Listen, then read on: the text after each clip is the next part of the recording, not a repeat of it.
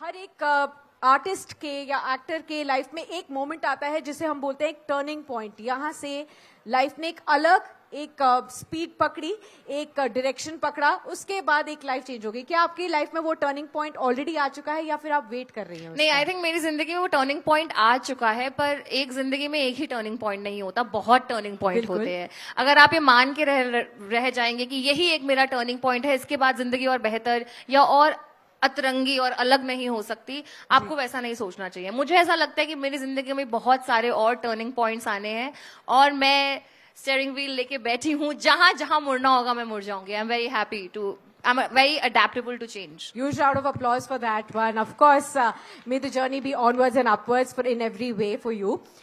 Tell us, when you come into this industry, there are a lot of firsts that you actually see because you're from Delhi, not from this background, and when you first enter here. Tell all our audiences, what have you seen? Maybe some things that you've really liked, some things that you've not liked in the industry?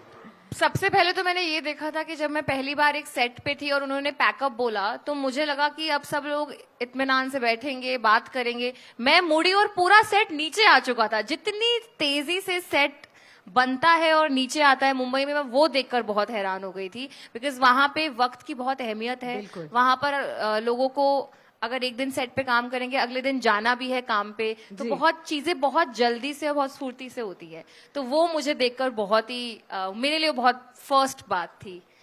उसके बाद vanity van होना, there is something called a spot boy जो होता है sets पे, ये सब बहुत नई चीजें थी जो मुझे देखने को मिली थी। डबिंग जब मैंने पहली बार करी थी, बहुत ही बढ़िया एक्सपीरियंस था। क्योंकि डबिंग में क्या होता है कि अगर मैंने कोई रोने का सीन दिया है तो आपको वापस डबिंग स्टूडियो में जाकर उस इमोशन में आकर वापस बिल्कुल उसी बीट पे रोना है। सो डबिंग बिल्कुल भी आसान नहीं है। कुछ लोगों को लगती है, कुछ लोगों को नहीं, बट मेरे लिए लगता है कि डबिंग, मुझे लगता है कि कितना मुश्किल है ये करना।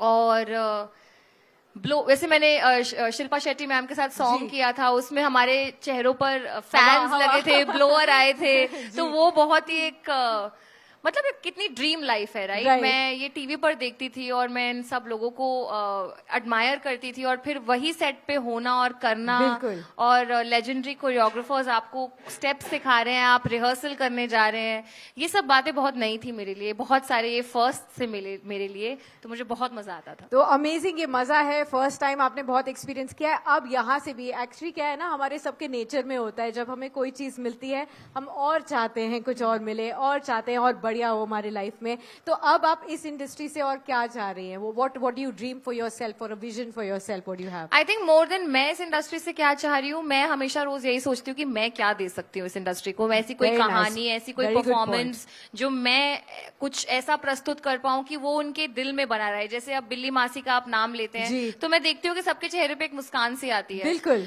वो एक बहुत मेरे लिए प्राउड वाली फीलिंग है। वैसा ही अगर मैं कोई फिक्शनल कैरेक्टर कर पाऊँ जिसको देखकर लोग कहे कि अरे वो फिक्शन कैरेक्टर करके दिखाओ, हमें उसकी आवाज में बात करो, मेरे लिए वो दिन बहुत बड़ा दिन होगा। तो मैं वैसा टर्निंग पॉइंट एक्चुअली ढूंढ रही हूँ अपनी लाइफ।